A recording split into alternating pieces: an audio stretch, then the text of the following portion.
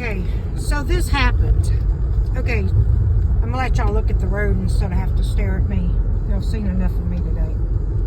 So, 3 days ago, I contacted the landlord and told him it was really hot in there and that my neighbor also was dying of heat as well.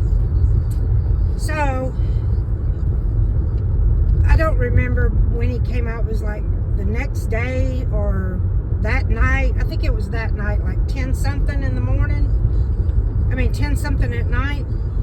And at first I thought, because I had laid down and I heard sounded like somebody cutting something with an electric cutter or saw. And then just different sounds that were very alarming. And then not too long after that, there's somebody, there's a light coming through those two windows to the side of the door, which are like distorted, so you can't really see in or see out unless you get right up to it. And so I get up there and look to see who it is, because the light's coming. The person's right there. I could see the light moving. I couldn't make it out, so I opened up the blinds at the door and beside the door, and it was my landlord. By the time I figured it out, he started walking away. Finally, I opened the door and I was like, "Gary?" Anywho, he turns around and I was like, "You shot a light right in my window. I didn't know you were here." I was like, "Did you realize it's not a safe way to be, because you could get shot that way." Anywho, so I think it was that night. Yeah, he had said he had came during the day and was in my unit, and I'm thinking to myself, well, why are you in my unit? My unit doesn't have the central AC control, nor does it have the return air grill and the return unit, the furnace. My unit doesn't have any of that. That's over in the unit to the far, if you're looking at the house, to the far left of the house. So I'm thinking to myself, I'm like, okay, why did he come in my unit? But I didn't say anything. And so yesterday I worked all day, and I texted him. He said that he had a friend that was coming by to fix it at 8 o'clock. I got home around 9 something, and it was so hot in there. Okay, so I spoke with my next door neighbor, who was also, it's only my unit, her unit, that are experiencing drastic heat. Anyway, and she said she had, contacted him and he didn't come out or didn't respond. She called, texted him, but anywho, so I texted him. He said he's called 3 people and he hasn't gotten an answer. So I relayed the message to Antoinette, my neighbor, and I was like, so she said, so I got on the internet, the first people that I came up on Google answered the phone like that. So that being said, one of us, I don't remember who, contacted him back, and he yelled at her. Yelled at her. I wasn't there, because if I'd have been there, I'd have stepped. I would no, you're not going to do that. So it got cool last night, finally, but it took it forever. Anyway, so I go to DoorDash, so I thought that the problem had been fixed, because it cooled off. So I'm gonna park for a minute. So I left and went started DoorDashing today, and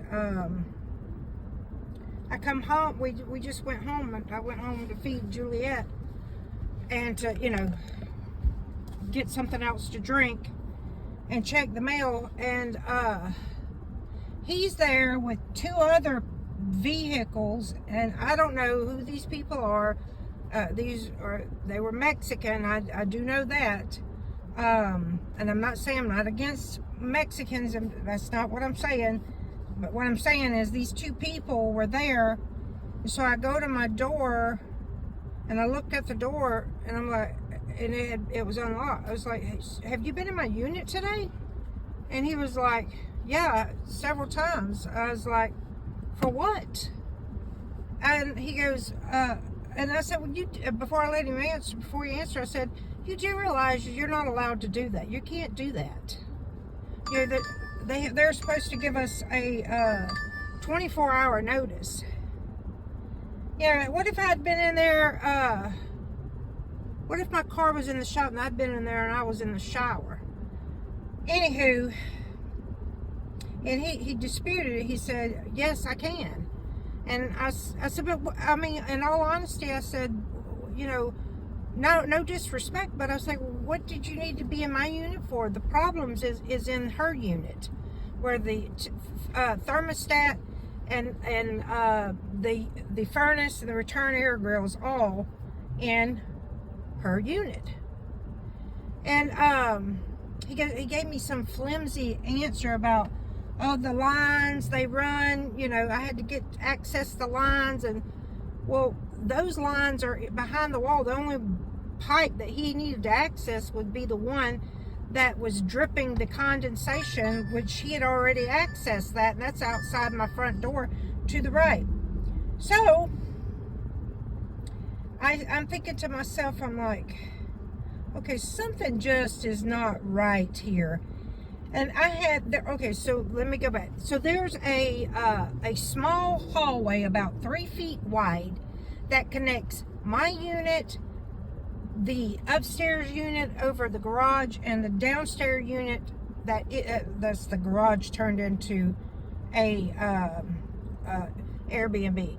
There's a very narrow hallway, and there's steps leading up there and coming down, and I was thinking, you know, there's junk in there, like, just, I don't remember, stuff that they were used to, you know, when they were doing the Airbnbs. But I put a bike rack on the other side of the door where I'm at, because it's locked, but the deadbolt's not locked. But I'm thinking to myself, why would you have that little hallway? That makes no sense to me. It really, and I'm not, you know what? When I get home tonight, I'm gonna do a video of it and show y'all, maybe. But it just doesn't make any sense. Why would you build this little small hallway? I don't understand it. But anywho, you know, and I told him, I said, look, you know, I said, let me explain something to you. I was like, I have things in my unit. I said, I don't have anything to hide, but I was like, you know, I have a handgun, and I'm not gonna, you know, if something was to come up missing, it was supposed to come up missing. I said, now what kind of a pickle would I be in then? Especially if somebody took it and then committed a crime with it. Anyway, so yeah, that's my dilemma today, guys.